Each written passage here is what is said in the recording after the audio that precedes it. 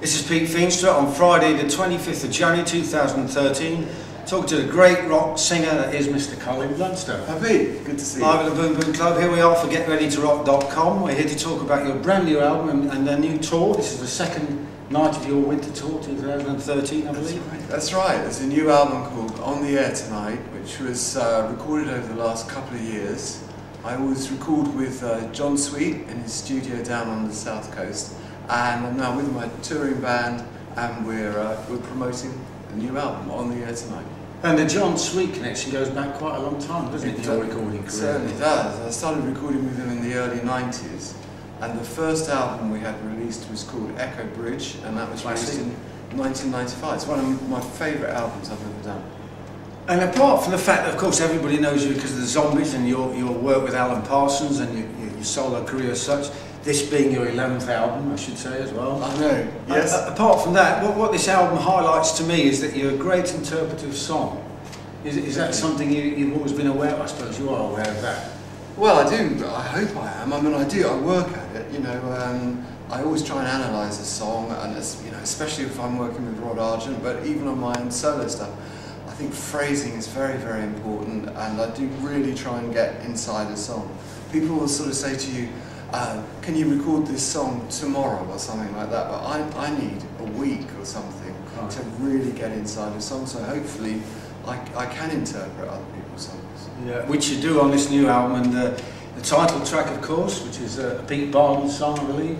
It is. It was originally recorded by Willie Finlayson, a great singer in Scotland. In the mid-80s. And I was a big mate with Pete Barden's and actually worked with him in a band called Keats.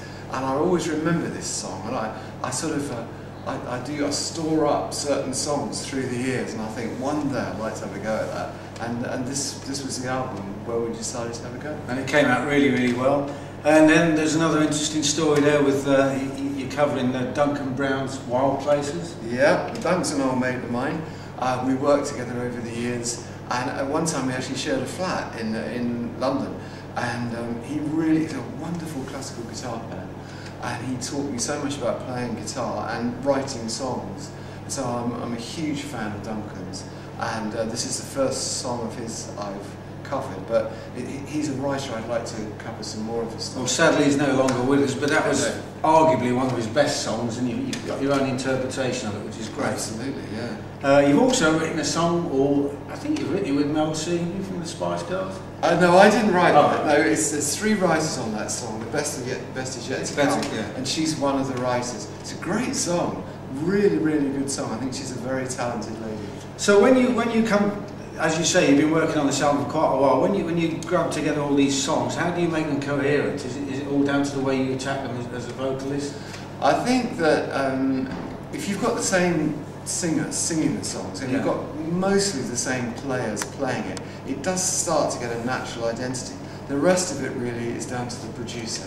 Yeah. And John Sweet's a fine producer, and he manages to pull everything together, because the basic tracks were recorded in different parts of the country, and some of them were recorded with different musicians, although the vast majority has been recorded with my touring band, who I'm playing with here tonight. Can we tell everybody who's in the band? Yeah, my touring band. It's Pete Billington on keyboards, Alex Meadows on bass, Pat Illingworth on drums, and Tom Toomey on guitars. So the final question leading from that really is, you've been with that band quite a little while now. When you started out, for example, recording these songs, do they end up differently by the time you record them because you're working with a tour band or with a band that you know than when you first started?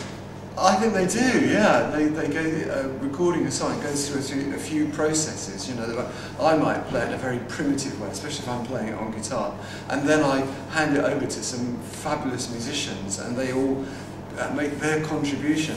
Yeah, and I think they do. They can. There's a sort of goes through a little life, really, a song, and it can end up as something quite different. Well, it's ended up with it's got a lovely flow to it. Your singing performance is as good as the band's and vice versa. It's a great album. Where can people buy it other than the diminishing amount of shops out there? Yeah, that's always a problem. Well, it's on Amazon, so you can buy it from Amazon, so that's sort of simple enough. And your website, I guess?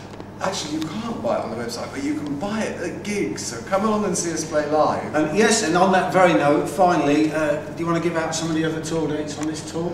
Yeah, we're playing at the Jazz Cafe in about 5 or 6 days' time, I think. But if you go to my website, www.colinblunstone.co.uk, all the dates are on there, and we're playing all over the country, right the way up to Scotland. And weather permitting. Weather permitting, yeah. So do come along and see the band. It's a great band, and you can buy the album. Fantastic. It's been an absolute pleasure, Colin. Let's see you again. Thank you to Paul Meredith on the camera. Good afternoon.